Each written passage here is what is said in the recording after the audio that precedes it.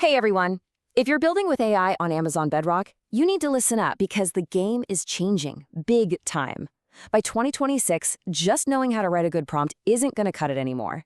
We're talking about real, deep model customization, and today we are breaking down exactly how you can master it. This is where it's all heading.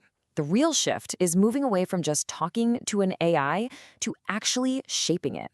And this quote, well, it just says it all. The real power is in owning its weights. Now, you can think of the weights as the model's brain, right? It's the core logic that defines its personality, its expertise, everything. So today, we're going to walk through the entire customization spectrum, from the simple stuff to the seriously pro-level techniques. All right, let's kick things off with level 1, becoming the brand architect. This is all about giving your model a unique voice, a personality that is 100% your brand. And the main tool for this job? It's called Supervised Fine-Tuning. So here's the absolute key thing to understand about Supervised Fine-Tuning, or SFT for short. It is not about teaching the model new facts, not at all. It's about teaching it how to talk. You're using your own hand-picked examples to bake in a specific style, a really consistent format, or a unique tone. Honestly, it's like sending your AI to get a degree in corporate communications.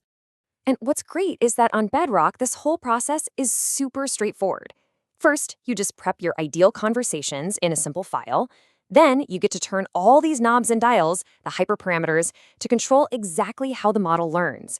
And finally, you have to validate its work, check its homework, to make sure it's actually learning the patterns and not just memorizing your answers. So what's with this number? Well, think of this as your safety net. You're going to hold back 10 to 20% of your data and set it aside as a validation set.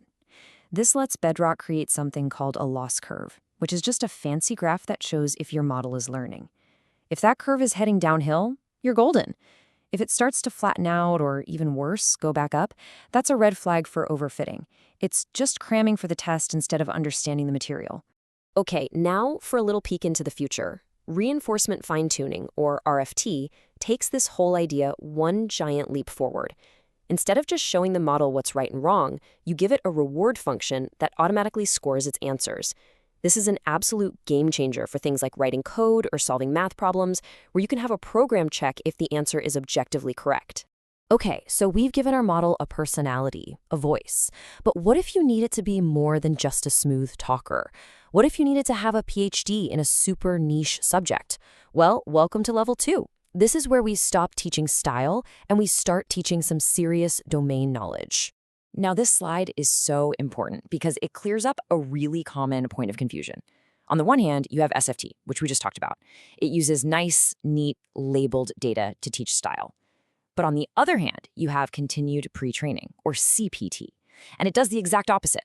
It takes messy, raw, unlabeled text, think thousands of internal documents, research papers, you name it, and it uses all that to teach the model the actual substance and language of a brand new subject. So when would you actually use this? You use it when your industry's language is basically a foreign language to outsiders. In insurance, a word like subrogation has a very specific legal meaning. In medicine, a cytokine storm isn't just a weather event. CPT lets the model just soak in your documents, so it starts to understand the statistical relationships between all these specialized terms. It gets the nuance. We've covered style, we've covered knowledge. Now it's time for the pro move, model distillation. This is the expert technique, the one that solves one of the single biggest problems in enterprise AI. How do you get that top-tier performance without the top-tier cost and slowness? The concept behind it is it's beautifully simple, really.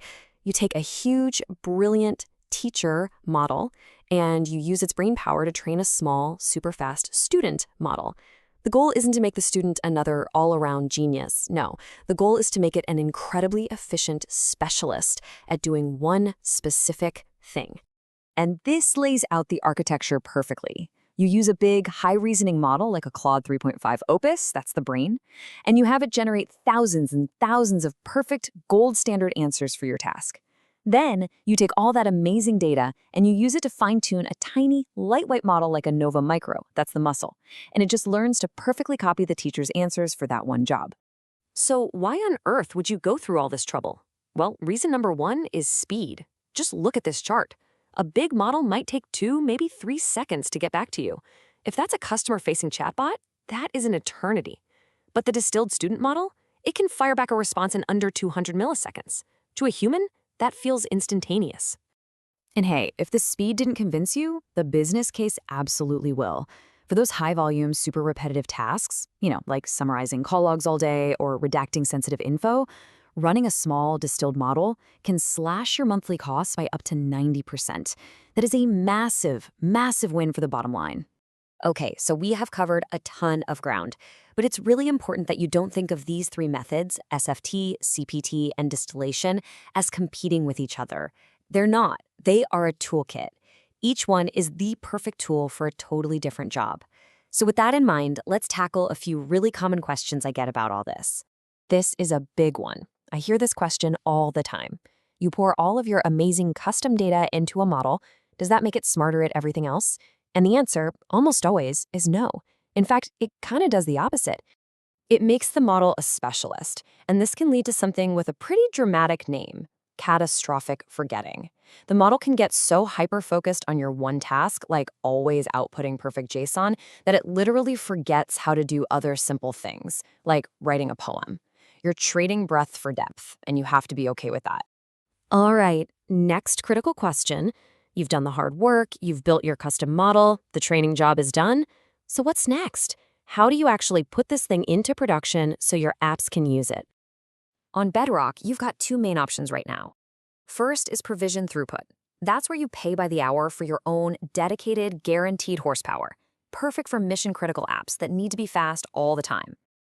And for some of the smaller custom models, you can now use on-demand, where you just pay per token, just like you would for a regular foundation model. And finally, we have to talk about maybe the most important question for any business: security. I mean, when you fine-tune a model with your own private data, you are creating incredibly valuable intellectual property. So how do you protect it?